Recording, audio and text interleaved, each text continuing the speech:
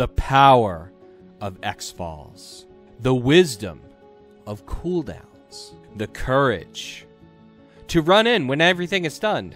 This is the Conjuration Triforce, and it may be the greatest Meteor build. Greetings Internet, DDA here, and the first thing that you all need to understand about the content that I create and I release on this channel is that I do not put anything, any video or any character build or deck build on the channel that I do not 100% agree with, that I do not 100% put my stamp of approval, of authenticity, of quality. That's just how I roll, and I know a lot of you have been asking for a Firewall Meteor build, and I'll be honest with you, I tested out various Firewall Meteor configurations, various ones of them, and I felt like they weren't up to par. I just felt so much weaker in terms of kill speed in dungeoning, so much weaker in boss fights. I just felt weaker overall. So I think there are a lot of reasons for this, one of which is that Firewall is conflicting with the overall idea of the build, and I'm going to go over why that is right now.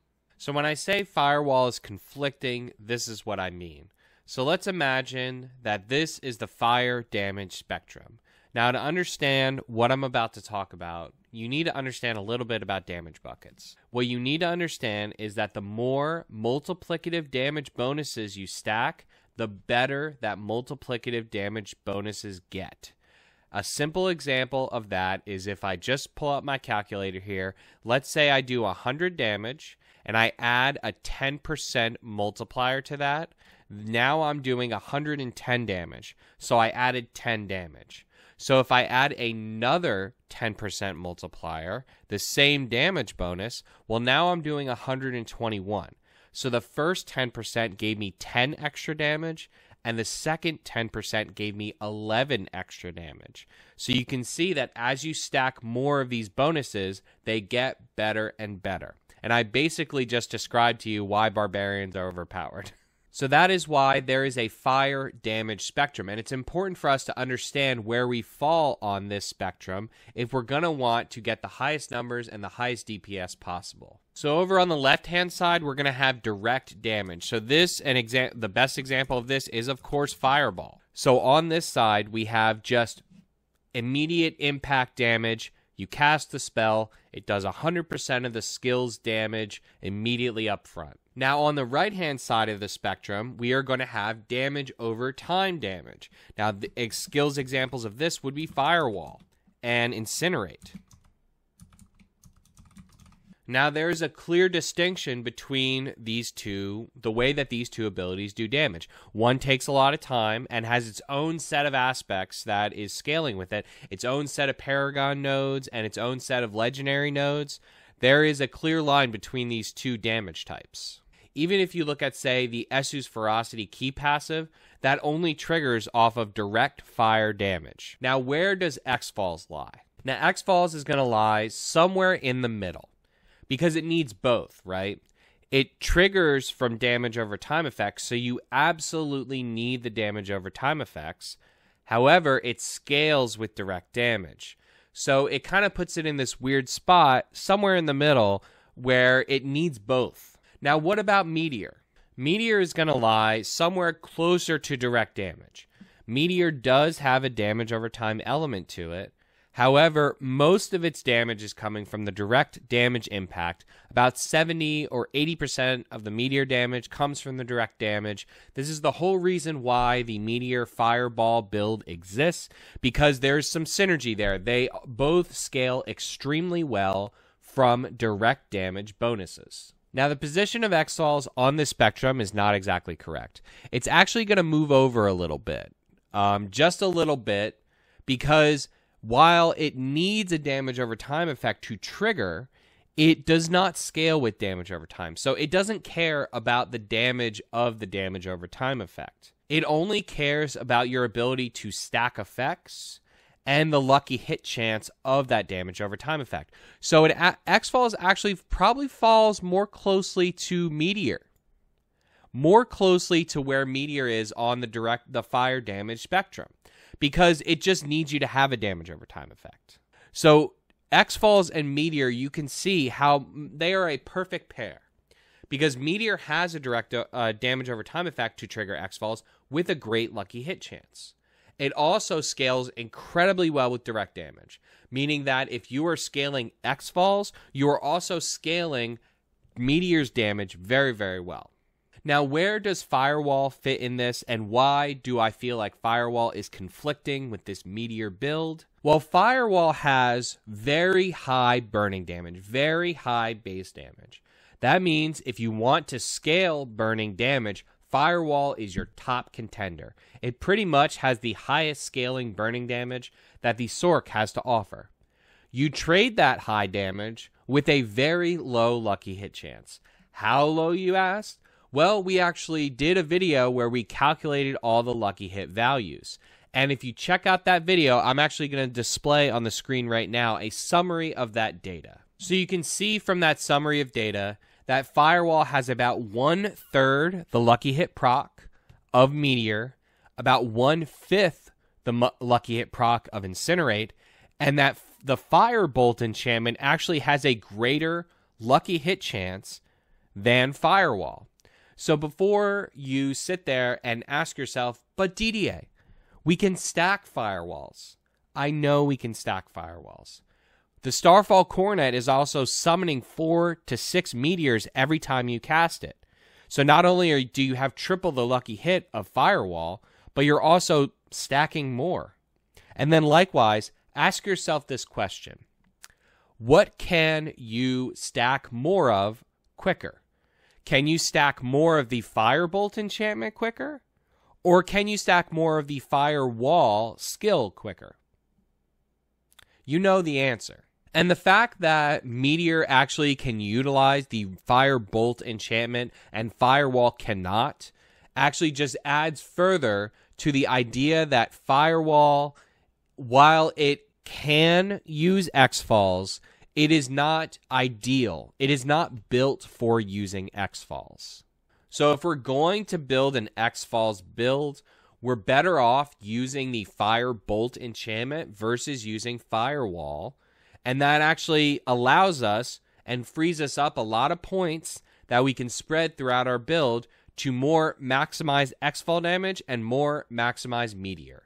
And that is the whole premise of the Conjuration Meteor build. So now, before I get into the thick of it with the full guide, I do want to mention one thing, and that is this build is incredibly gear dependent, Most notably, you're going to need to find a bare minimum roll of the Starfall Coronet. You absolutely need a sub 7 second cooldown on your Meteor. 7, I think, is still too high. That would be my absolute limit for this build. You know, I have a 6.5, and I still feel like it's too long. There's a little bit of downtime. It's smooth. It's smooth. Don't get me wrong. It's very playable, very good at 6.5. But I do still notice a little bit of downtime, and I would really ideally like that 6 second cooldown. So just to note that there, that is the most important thing. This is not a build that you're going to start out with. This is not a build that you're going to level with. It is much, much better to level and to gear up with either a Firewall or a Fireball Meteor build prior to switching to this. This is a hyper endgame build that requires a high level and high rolls on all your gear. So getting into your skills on your bar, you're going to want to play Teleport, Hydra, Flame Shield, Lightning Spear, Ice Blades, and Meteor, going with the triple conjuration for the ultimate summoner build. Now, your enchantment slots are pretty much locked in my opinion. You're going to want to go with Firebolt and Ice Blades. There is an argument to be made that you could potentially switch out Ice Blades for the Meteor enchantment in certain scenarios. However, they're very similar, and Ice Blades, in my opinion, is going to give you a more consistent triggering of Xfals, because you're going to be able to very easily keep up 4 or 5 Ice Blades with this build, and though all those Ice Blades are going to be attacking, all of them are going to be applying the Fire Bolt enchantment, so that is another layer of consistency of your Xfals triggers. Xfals is adding an incredible amount of damage to this build. Comparable, I think it's about 50-50. It may be even leaning more towards Xfals. In this build, Xfals is hitting for me for about between 4 and 5 million, and then Meteor is hitting between 1.5 to maybe up to 3 million. So there is definitely a more of a focus on Xfals on this build. So I think that this enchantment setup is pretty much the best one, and I haven't really been switching off of it.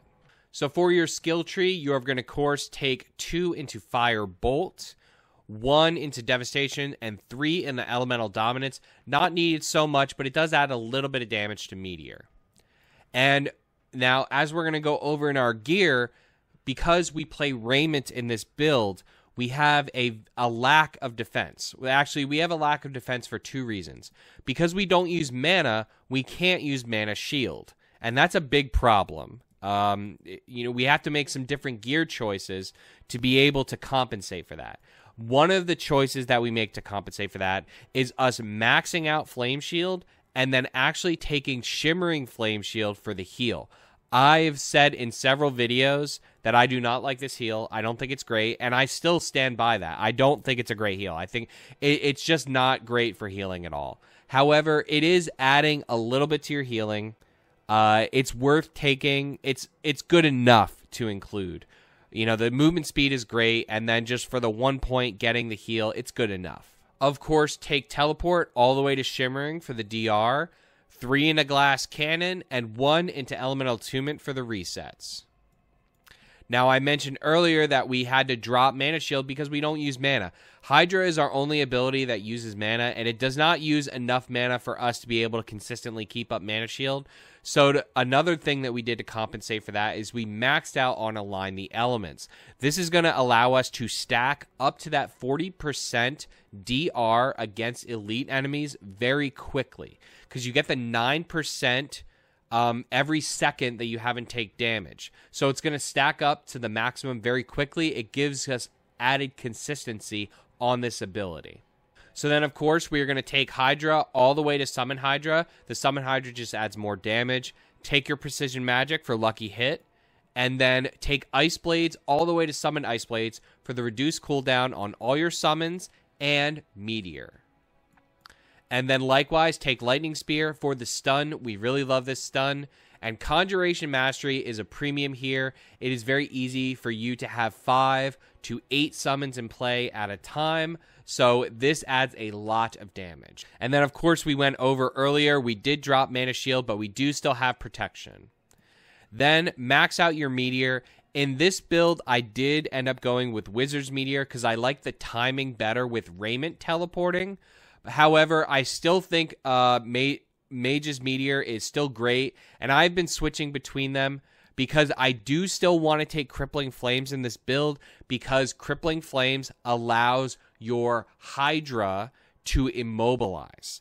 And it is very good because your Hydra is so good at triggering lucky hits and so good at triggering Xfals that it is also great at immobilizing, and then therefore it can actually trigger that Devouring Blaze on your Xfals. Very important. So, of course, take Inner Flames, take Devouring Blaze, and then take Crippling Flames. Although you could drop Crippling Flames in here, I just like the consistency of the double immobilize. We are still taking nothing in here. Again, I mentioned earlier that I've been seeing a lot of people take Hoarfrost. It's not a terrible idea. I don't think it's a terrible idea. I just don't think it's needed. And again, we also don't really need Warmth because we have that heal on Flame Shield. And you're going to be getting a lot of Flame Shield triggers with the Elemental Attunement. We only have 2 defensive skills. So anytime that Elemental Attunement triggers, you're going to either get Flame Shield or Teleport. You're going to get an Unstoppable trigger, and you're going to get either Immortal or 25% DR. Really strong. And then, of course, we're going to take Essu's Ferocity for the scaling of Meteor and Xfals. Now, going into your gear, like I said, this build is extremely dependent on gear. You can see here, I'm not even capped out on armor, and that is a problem. That is because I have not a low roll Juggernauts, but I'm missing 600 armor on this Juggernauts because I've been testing so many different things. I'm running out of aspects. So, but like I said in previous videos, it's very easy to cap out. I could just throw a skull in, or I could just use one of my max roll Juggernauts. If you have a max roll Juggernaut, there's that 600 armor that gets you to armor cap. Plus, my armor roll on here is pretty low, so that is why I'm not capped in armor right now. But to go over the rest of your gear, of course, your helm is going to use the Starfall Coronet. You get this off of Beast in Ice most easily, but also any dungeon or anywhere in the open world can drop this. And again, I just want to mention that the cooldown on the Meteor is imperative for this build. You need that 6.5 or 6 second. You could do it with 7, but you're going to notice some downtime. Likewise, this build uses Raiment of the Infinite. Raiment of the Infinite is very important in this build because we are only using Meteor. It is very important that we hit the maximum number of enemies with the Meteor attack and make sure we start triggering Xfals. Now, most interestingly, and why it's great for you to test out different builds, is something I noticed running Raiment and running a normal pant with plus Meteor is actually higher Meteor damage than running a defensive chest and to Bolt's Will. And the reason for that is I said in a previous video that plus Meteor adds about 20% damage. That's actually not true. It actually adds closer to 30% damage because the Meteor is getting about 8% to its impact per rank of Meteor. So it actually gives you 32, and then the glass cannon gives you an additional 12. So, and then plus all the intelligence and damage to close, damage to stun, all that is adding up to actually make your meteors and meteorites hit harder. So for the previous Firewall version of this build, I may actually start switching to Raiment and a plus Meteor pant while bossing. Because the other thing that you need to note is running Raiment, you are going to be very squishy. Very, very squishy. This has literally 0 damage reduction on here. The other thing I want to note about Raiment, and I'm going to show this on the screen, is the combo that you can do with Meteor. And that is to pull everyone in while you're casting Meteor. So what you'll do is you'll actually cast Meteor and then teleport in. And I know a lot of you are saying, well, yeah, no duh, DDA. This is what we do with Raiment. But the little nuance that you have, if you have like faker reaction times, what you can do is you can actually summon the Meteor.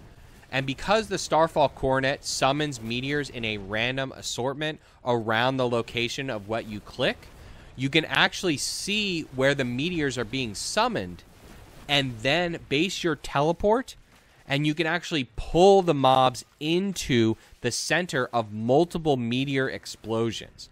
So you can actually decide where to pull the mobs based on where the meteors are being summoned to maximize the number of meteors that you're hitting.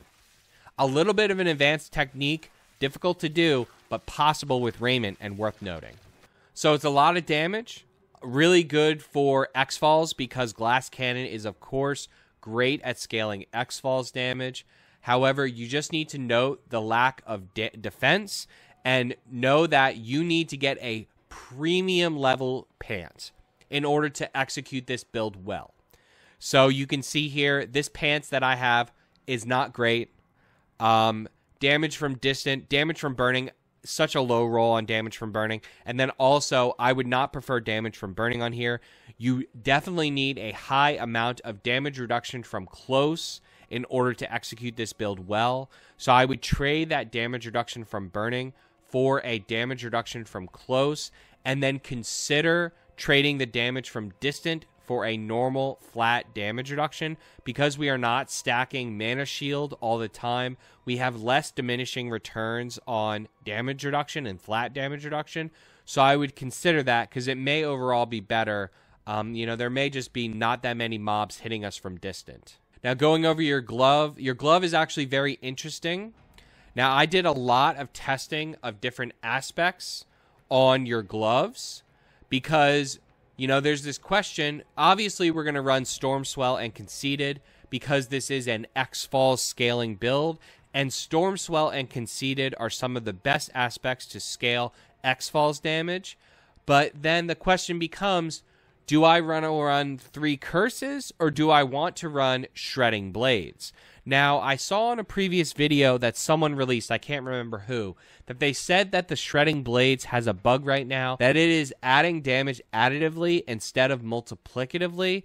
Now, I tested this out, and I actually disagree with that. I do think it is adding multiplicative damage because I saw my Xfals triggers go from about 3 million without the Shredding Blades to about 4 million with the Shredding Blades. So that is multiplicative damage to me. Definitely adding the 25% multiplicative damage. So that is, I'm not sure who reported that, but that's not true. It is working properly. So then the question becomes, do I want 3 curses in there just to scale Meteor, or do I want Shredding Blades to scale Meteor and Xfals?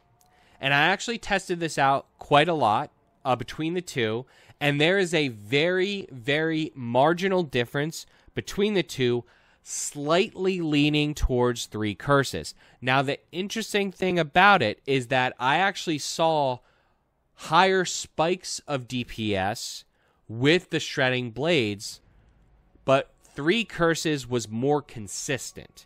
And that makes sense, right? Because you're going to more consistently get those crits on the Meteor, adding a more consistent level of damage, versus the Shredding Blades is really adding most of the damage to Xfals. So that begs the question, is there a lucky hit level that we can reach that the Shredding Blades actually starts overperforming 3 curses? And I do think we can get there, because when I did my testing, I actually had 20% missing lucky hit in my build. Maybe a little more, maybe even close to 25% missing lucky hit. So I do think that if you got that maximum level of lucky hit, you had perfect lucky hit rolls on everything, and you literally squeezed every single ounce of lucky hit you could, it actually may be better for us to switch to Shredding Blades over 3 curses because it adds way more Xfals damage. Now, for the stats on the glove, you know, intelligence, standard, attack speed, you can actually switch out attack speed for all stats. I see them as kind of even, although the attack speed does kind of make the build flow better and just make you activate abilities just quicker, so it's nice. And then, of course, you want critical strike chance and then lucky hit chance. This build, I just kind of went over, but this, I just want to re-note that this build scales so incredibly well with lucky hit. Xfals is adding an immense amount of damage, so definitely prioritize lucky hit whenever you can. And then for the boots, we're going to go with Esu's Heirloom. These scale Meteor amazingly. They scale Xfals amazingly, so of course we're going to use them. For the wand, you're going to actually have meteorites, and the reason that meteorites are so great is that it scales with Meteor, but it also scales with Xfals because the meteorite burn can trigger Xfals. So you're getting 2 for 1 there. Now, I did also test out like Shredding Blades versus meteorites. The meteorites were better because it adds a ton of damage to the Meteor. So, and then of course on your wand, you're going to want all stats intelligence, critical strike damage, amazing for Xfals, and then either vulnerable damage or maybe damage to close or damage to burning enemies. I think that's pretty interchangeable on the last stat on these. And then for the amulet is very interesting. Of course, you're going to want Stormswell on the amulet because a large amount of damage is coming from Xfals. So Stormswell on the amulet is, of course, your greatest damage increase you can have for Xfals. And then there's a lot of differences of opinion for the amulet of what stats are better. So I said before that you need additional damage reduction in this build, and that is very true. So I think possibly the best amulet for this build is one that I'm showing here, where you have lucky hit with barrier, damage reduction, cooldown reduction, and then Devouring Blaze. Now, in this amulet, I'm missing a rank of Devouring Blaze, which is just huge. You know, it's 10% multiplicative damage that I'm losing there. It's massive. So I've actually been kind of switching from this amulet to my Fireball Meteor amulet quite often. Which one is better? I think this one is actually much better because the cooldown reduction smooths out the build. Now, I do want to note, and I'm going to show you how big the damage, the diminishing returns is. So right now, my cooldown is sitting at 44.7, right? So if I take off this cooldown, my cooldown goes to 38.3. So that is only adding about 6% cooldown. So it's definitely worth it, don't get me wrong. But it's just worthy to note how much diminishing returns does affect the cooldown reduction. You know, I don't have perfect rolls on my Xfals or my, my offhand. So I am missing some cooldown, and the diminishing returns is only going to get more as you get more perfect rolls. So that's worthy to note there. It may be better to switch off cooldown reduction when you get perfect rolls on everything.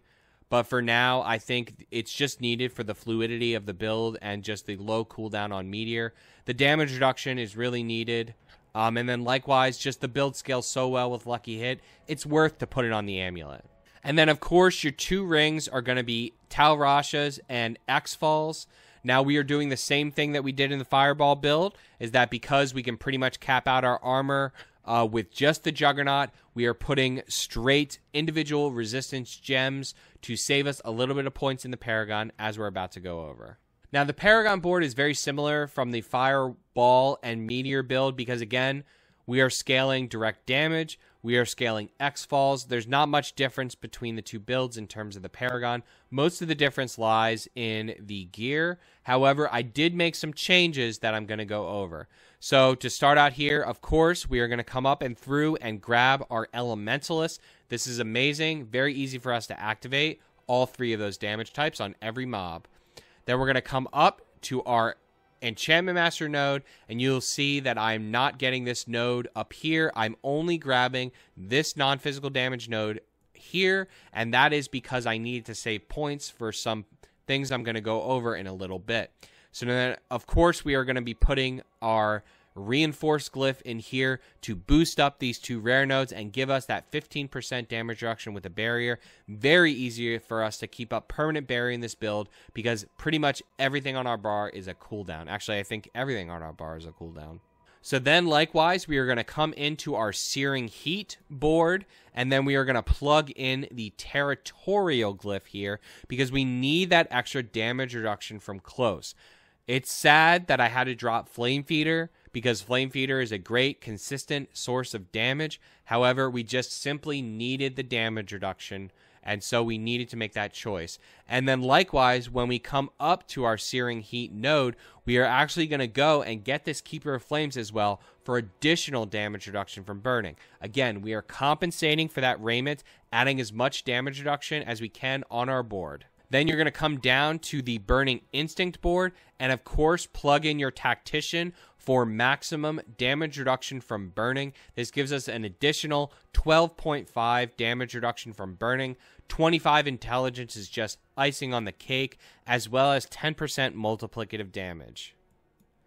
Then come through and go to your Frigid Fate board. You're going to come down because this saves points. Grab all this Lucky Hit here because, again, the build just scales so well with Lucky Hit, so you want to get all this Lucky Hit here. Grab your Frigid Fate node, which we have at 29% right now, and then plug in your Adept Glyph. This is just going to help you hit multiple meteors on the same target on bosses and on elite packs.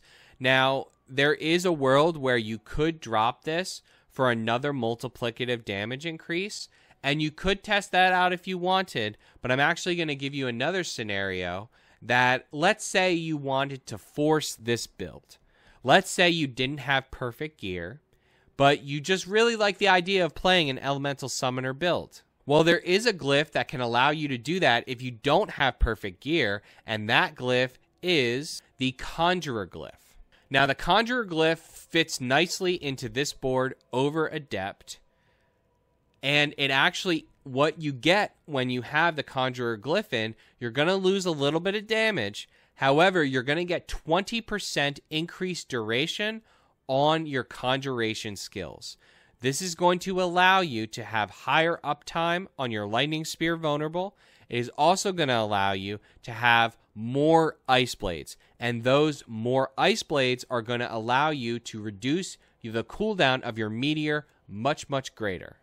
So if you wanted to force this build, but you had a higher roll on your Starfall Coronet, and if you had less than ideal rolls on your cooldown reduction, you could play the Conjuration, the Conjurer Glyph, to compensate for that. And I would recommend you doing so. It is what I did for a while until I got a cooldown reduction roll on my amulet. So for your 6th board, because we are running 7 boards and 3 legendary nodes, this is actually the greatest number of legendary nodes and glyphs that I've had activated in any build that I've ever done.